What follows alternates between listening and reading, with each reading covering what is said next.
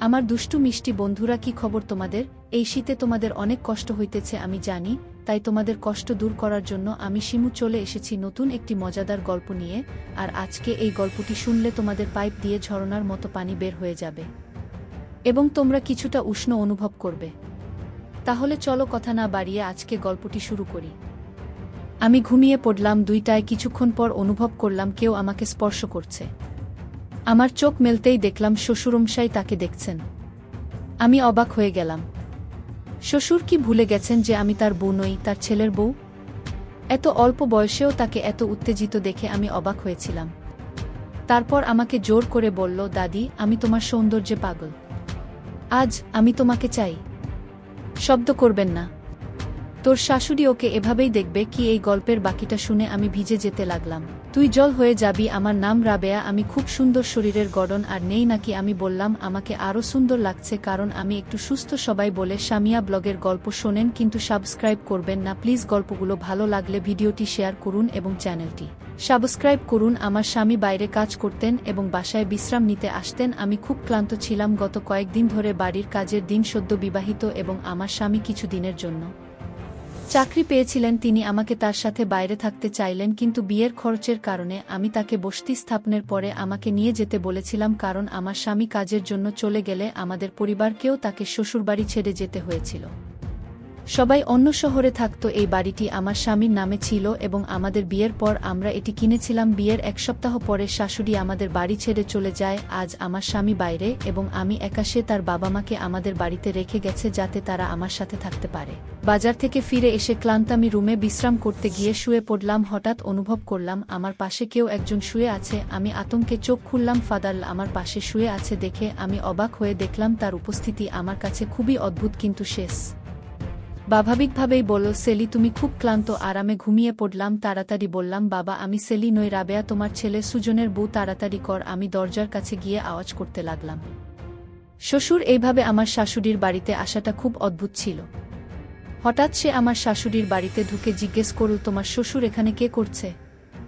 শ্বশুর স্মৃতিভ্রংশ রোগে ভুগছেন, তাই হয়তো তিনি ভুল করে এখানে এসেছিলেন। আমি সাথে সাথেই স্বস্তি পেয়েছিলাম। শ্বশুরের ভুল বোঝাবুঝির কারণে এটি ঘটেছে যা আমার জন্য ভয়ঙ্কর ছিল কিন্তু আমার শ্বশুর স্মৃতিভ্রংশের কারণে ভুল করে আমার রুমে চলে আসেন। আমি বন্ধ করিনি দরজায়। আমরা দুজনেই বাড়িতে একা ছিলাম বলে আমি আবার ঘুমিয়েছিলাম কিন্তু ঘুমাতে পারি না। আমার স্বামী এখন বাইরে আছেন তাই আমাকে করতে হবে প্রায় 2 থেকে 3 মাস আমার শ্বশুরবাড়ির সাথে থাকুন। আমি আমার স্বামীর ইচ্ছা মেনে নেওয়া ছাড়া সদ্য বিবাহিত হিসাবে একা ছিলাম। আমার স্বামীর পরিবার আমাদের বাড়িতে আসার কোনো উপায় ছিল না। আমার শ্বশুর অ্যামনেসিয়াক ছিলেন যা আমাকে এতদিন চিন্তিত করেছিল। আমি জানতাম না কিন্তু এখন আমি বুঝতে পেরেছি যে বিয়ের পর তার সাথে থাকা কঠিন হবে। পুরো 1 সপ্তাহ শাশুড়ি বাড়িতে থেকেছেন আমাদের বাড়িতে। তখন শ্বশুরের অসুস্থতার কোনো লক্ষণ দেখিনি কিন্তু স্বামী চলে যাওয়ার পর তার স্মৃতিভ্রষ্টতা প্রকাশ পায়। এই অবস্থায় তার যত্ন নেওয়া কঠিন হবে। সারারাত এভাবে ভাবলাম, কি ব্যাপার বাবা এভাবে দাঁড়িয়ে আছে কেন? শ্বশুর রাতে বললেন, আমি ভুলে গেছি কোনটা আমার রুম আর আমার বউ এর। আমি খুব লজ্জিত। যদি জানতাম তাহলে ভবিষ্যতে এমন ভুল করতাম না। মাফ করে দিলাম। আমি বললাম, বাবা, তুমি আমার বর ভুলে যাও। যাও যাও, তাকে বাইরে পাঠিয়ে চা নিয়ে এলাম। আমারও খারাপ লাগছিল কিন্তু আমার শ্বশুরকে বিব্রত দেখে আমি আমার ভুল বুঝতে পারলাম। আমরা সবাই নাস্তা করে নিলাম। আমার স্বামীকে খুব মিস করছি। সে প্রতি কয়েক ঘন্টা পর পর শাশুড়ি আমাকে ফোন করত, যারা খুব ভালোবাসত। আমাদের দিনগুলি ভালোই যাচ্ছিল। আমি শাশুড়ির আচরণে খুব হাসতাম। এটি একটি মজার ঘটনা ছিল যখন আমার স্বামী ফোন করেছিলেন। আমি বললাম আমি নেই। শাশুড়ির সাথে একাকিত্ব বোধ করে সে বলল সে কারণেই একদিন বিকাল 4টার দিকে তাদের এখানে রেখে এসেছি। গরমের দিনে আবহাওয়া ভালো ছিল। আমি বারান্দায় গিয়ে একটু বাতাস পাই। আমি দোলনায় বসে মোবাইল ব্যবহার করি। হঠাৎ শ্বশুর এসে বললেন, তোমার হাত খুব সুন্দর। তুমিও সুন্দর। তোমাকে আগের মতোই সুন্দর লাগছে। সে তার হাত ধরে টেনে ধরল। আমি রেগে গিয়ে বললাম, বাবা, তুমি কি করছো? সে হেসে বল, রাবেয়া, আমি তোমাকে রোমান্স করব। আমি তোমার সৌন্দর্যে মুগ্ধ। আমি বুঝলাম সে ভুলে গেছে সে কে। শ্বশুর আবার ভুলে গেল আমি তার বোন, তার ছেলের বোন বউ। আমি তাড়াতাড়ি নিজেকে মুক্ত করলাম। আমি বললাম আমি মা নই কিন্তু সে তার নিজের আবেগে মগ্ন ছিল এবং এত অল্প বয়সে তার উত্তেজনা দেখে আমি হতবাক হয়ে গিয়েছিলাম। এ সময় ঠান্ডা বাতাস উপভোগ করতে করতে বারান্দায় এসে জিজ্ঞেস করলেন, কি ব্যাপার, কোনো সমস্যা আছে? তিনি বলেন, শ্বশুরবাড়ির এমন খিঁচুনি দিনে কয়েকবার হয়। পরের দিন সুজন আমাকে ডাকল। আমি তাকে এ বিষয়ে বলতে চেয়েছিলাম কিন্তু মা এসে বললেন, তুমি তোমার বাবার কর্মকাণ্ডের কথা বলছো। শ্বশুর জানতেন আমার স্বামী প্রতিদিন 5টায় ফোন করেন। শ্বশুর মোবাইল ফোন নিয়ে এসে সুজনের সঙ্গে কথা বলেন। কথা বলতে বলতে সে তার সাথে কথাবার্তায় জড়ালো। অনেক দিন পর যখন শ্বশুর ফিরল, আমি সুজনের কথা বলার সুযোগ পেলাম না। মা বল কেন কল কেটে দিল? তখন বাবা বলল সুজনের একটা গুরুত্বপূর্ণ মিটিং আছে। ও বল হ্যাঁ, রাতে ফোন করবে। তারপর সারারাত অপেক্ষা করলাম কিন্তু সুজনের কল পেলাম না। আমার শাশুড়ি আমার পাশে বসে টিভি দেখছিলেন এবং তিনি বললেন, দাদি, সুজন তোমার বাবার কাজের সাথে কোনো সম্পর্ক নেই, তাড়াতাড়ি সুস্থ হয়ে উঠুন। আমি বিভ্রান্ত হয়ে মায়ের দিকে তাকালাম। সে বলল, আমরা অনেক বছর ধরে বর জামাই ও পুত্রবধূর সাথে থাকি, তারা আমাদের অনেক কষ্ট দিত, তাই সুজন আমাদের এখানে থাকতে বললে আমরা খুশি হলাম। আপনার বাবা সিডি থেকে গুরুতর আহত হয়েছেন। তারপর থেকে আমাদের বর ছেলে ও পুত্রবধূ আমাদের বাড়ি থেকে বের করে দিতে চেয়েছিল। সুজন আমাদেরকে তার বাড়িতে রাখার সিদ্ধান্ত নিয়েছে। আর তোর বাবার ওষুধের খরচ বহন কর, তোর বাবার ওষুধের খরচ। আর এখন ওখানে এসে আমাদের সাহায্য কর। আমি এখানে থাকতে পেরে স্বস্তি পাচ্ছি। আগে ভয়ে ছিলাম সুজন ওর ইচ্ছা অনুযায়ী বিয়ে করে বর ও পুত্রবধূর মতো কাউকে নিয়ে আসবে, কিন্তু এখন সঙ্গে আমি স্বস্তি পেয়েছি যে ছেলেটি ভালো আছে এবং মেয়েটিও আছে। তাই সুজনকে এমন কিছু বলবেন না যাতে সে চিন্তা না করে। আপনার বাবার অবস্থা আগের চেয়ে ভালো, তবে সুজন তার বাবা মায়ের প্রতি খুব সদয়। দয়া করে তিনি আমাদেরকে তার বাড়িতে নিয়ে এসে আমাদের সমস্যার সমাধান করুন। যদি আপনি বলেন আপনার বাবার খিঁচুনি হয়েছে, সুজন কষ্ট পাবে এবং আমাদের হয়রানি করবে, সে ছাড়া আমাদের আর কোনো সমর্থন নেই। আমাদের ছোট ছেলে বাড়ি ছেড়ে চলে গেলে আমরা কোথায় যাব এই বৃদ্ধ বয়সে? শাশুড়িকে কোথায় নিয়ে যাব? মায়ের কথা শুনে বড় ছেলে ও পুত্রবধূর অবহেলায় মন ভেঙে যায়। শাশুড়ি বাড়ি ছেড়ে চলে যায়। আমি শাশুড়ির কষ্ট বুঝি, কারণ আমার মা বাবা নেই। সুজন তার বাবা মায়ের প্রতি ভালোবাসা দেখে আমি খুব খুশি হলাম। আমার শ্বশুরকে দেখে কর্ম আমাকে উদ্বিগ্ন করেছে। মাঝে মাঝে সে আমার কাছে আসবে, আমাকে তার বাহুতে নিত। মাঝে মাঝে সে প্রশংসা করত, যা আপত্তিকর ছিল। সে আমার দিকে নিবিড়ভাবে তাকিয়ে থাকত। সে আমার রুমে প্রবেশ করার চেষ্টা করত এবং আমাকে ভুল করে তার স্ত্রীর জন্য আমার মা আমাকে নিষেধ করেছিল। তাই আমি মাকে বাবাকে ওষুধ দিতে বলেছিলাম। বাবাজির স্মৃতিভ্রষ্টতা বাড়ছিল। সবচেয়ে কষ্টের বিষয় ছিল যে শ্বশুর শুধুমাত্র তার স্ত্রীর কথা ভুলে যেতেন এবং অন্য সব কিছু মাঝে মাঝে ইচ্ছাকৃতভাবে মনে রাখতেন। তার ব্যক্তিগত জিনিস লুকিয়ে রাখত, কিন্তু ছোট ছোট জিনিস মনে রাখত। সে শুধু মাকে ভুলে গেছে, সে আমাকে মা বলে মনে করেনি। সে স্মৃতিভ্রংশ রোগে ভুগছে। যদি সে ইচ্ছা করে এটা করত, আমি তাকে সহ্য করতাম না। স্বামী চলে যাওয়ার পর আমি তার সাথে 3 মাস কাটিয়েছি। শ্বশুর শাশুড়ি রুমের দরজা বন্ধ করে ঘুমাতাম আর সারাদিন মুখ না দেখার চেষ্টা করতাম।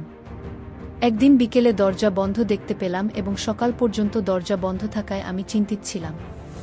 আমি রুমে তালা লাগিয়ে দিতাম, কিন্তু আজকে কোনোরকমে ভাঙ্গা হয়ে গেছে। আমি ঠিকমতো দরজা বন্ধ করে রাতে ঘুমাতে গেলাম, কিন্তু দরজা খোলা থাকায় আমি ঘুমাতে পারলাম না। আমি ঘুমিয়ে পড়লাম। 2টায় ঘুম থেকে উঠলাম। সকাল 6টায় দেখে অবাক হলাম, আমার শ্বশুরের বিছানায় আমার স্বামীর পরিবর্তে আমি আইনকে বলেছিলাম, কিন্তু সে আমাকে বলেছিল সালিকে ডেকেছিল এবং আমাকে জড়িয়ে ধরার চেষ্টা করেছিল। আমি নিজেকে মুক্ত করার চেষ্টা করছিলাম যখন ভোর 6টায় স্বামী স্ত্রী হঠাৎ 3 মাস পর বাড়িতে প্রবেশ করে।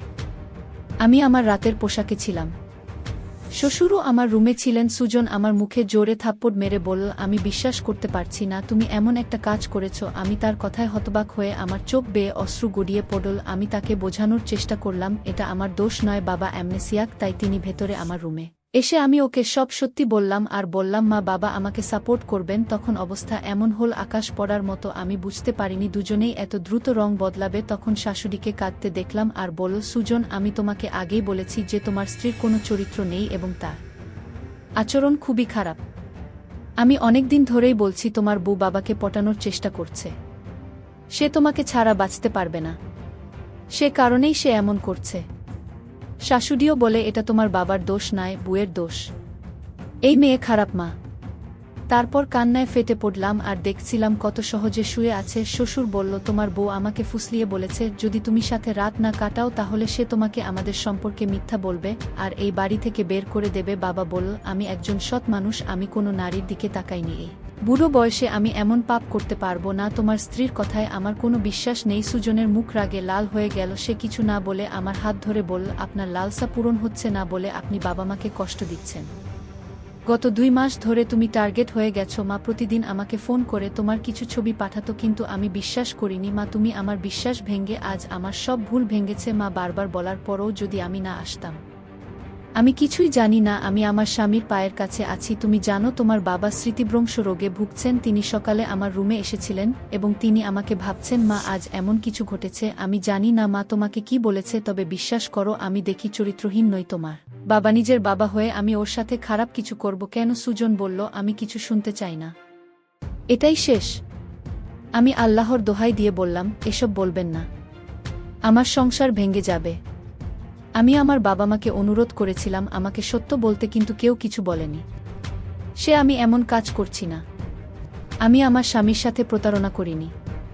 আপনার বাবার সাথে সম্পর্ক থাকার অর্থ আরও বেশি।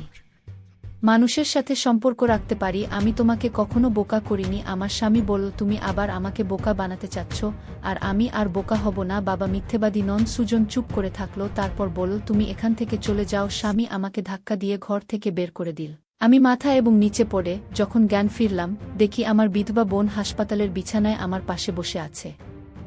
আমি আমার বোনের স্বামীর সাথে সুখী না হওয়ার দুঃখ ভাগ করে নিচ্ছিলাম। আমার বোন আমাকে বলল, তুমি কি করেছ? আমি কিছু বললাম না। ওরা তোমার বিরুদ্ধে ষড়যন্ত্র করছে। কান্না থামাও, তারপর আমাকে সব খুলে বলো। আমি আমার বোনকে সব বললাম। শুনে সে বলল, তুমি এত বোকা কেন? এতক্ষণ চুপ করে থাকো কেন? তুমি তোমার স্বামীকে বলনি কেন তোমার শ্বশুরবাড়ি এমন করছে? আমি করিনি, না জানি কি করবে। সুজনকে বাড়ি থেকে বের করে দিয়েছে। আন্টি বলেছে নেই যে তোমাকে বিশ্বাস করে না, তার সাথে থাকার ইঙ্গিত দাও। তোমার শাশুড়িও খারাপ ব্যবহার করেছে। প্রায় এক সপ্তাহ পর সুজন ডিভোর্স পেপার পাঠিয়েছে। শ্বশুরকে জিজ্ঞেস করলাম, শাশুড়ি কেন এমন করছেন? আমি আমার শৈশবের বন্ধুকে বলেছিলাম সত্য জানতে। শ্বশুরবাড়িতে পরিচারিকা হিসেবে প্রবেশ কর এবং সবকিছু দেখে সে রাজি হল। পরের দিন সে দাসী হিসেবে শ্বশুর বাড়িতে প্রবেশ করল। আমার শাশুড়ি একা ছিল এবং তাকে সাহায্য করার জন্য কাউকে খুঁজছিল। বন্ধু বলল, কাজের মেয়ে ওই কাজগুলো করবে। আমার শ্বশুর বাড়িতে ঢুকে সবার আস্থা অর্জন করে বাড়ির সব খবর রাখতে শুরু করে। সে জানতে পারলাম আমার স্বামী আর বাইরে কাজ করেন না, কিন্তু একই শহরে আছেন। 20 দিন কেটে গেল এবং আমার বন্ধুর শ্বশুরবাড়ির সমস্ত কথা শোনার পরে আমি বুঝতে পারি যে আমার খারাপ আচরণের কারণ ছিল আমার স্বামীর বড় ভাইয়ের স্ত্রীর কঠোর স্বভাব। আমার শাশুড়ি বল, বড় ছেলের বউ খুব খারাপ আর লোভী। আমার শ্বশুর শাশুড়িকে অনেক গালি দিত।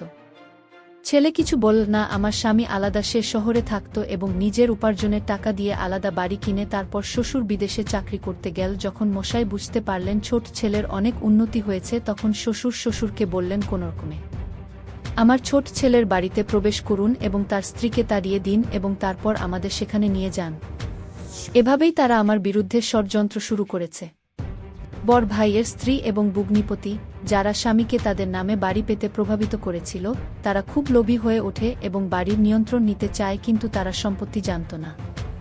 হস্তান্তর এত সহজ নয়। আমি বিশ্বাস করেছিলাম যে একদিন না একদিন তাদের সত্য বেরিয়ে আসবে। শাশুড়ি যা করেছিলেন, বড় ছেলের বুয়ের আদেশে শাশুড়ি ভয় পেয়েছিলেন এবং স্বামী স্ত্রী তাকে এভাবে টেনে নিয়ে যান। তারপর শাশুড়ি শুরু করেন আমার বিরুদ্ধে নানা ষড়যন্ত্র। তাদের উদ্দেশ্য ছিল আমাকে শারীরিক ও মানসিকভাবে ব্ল্যাকমেইল করা, যাতে তারা বাড়ির কাগজপত্র হাতিয়ে নিতে পারে। আমার শ্বশুর আমাকে ফাঁসানোর জন্য প্রমাণ সংগ্রহ করছিল। আমার স্বামী আমাকে বিশ্বাস করেনি এবং আমাকে ঘর থেকে বের করে দিয়েছে যাতে সে ছোট ছেলেকে রক্ষা করতে পারে। শাশুড়ি আমার স্বামীর কাছে ভিডিও পাঠিয়ে আমার মানহানি করেছেন। অবশেষে তারা আমার ভিডিও ব্যবহার করে আমাকে ব্ল্যাকমেইল করার চেষ্টা করলেও আমার স্বামী সত্য জানার পর তাদের ফাঁদে পা দেয়নি।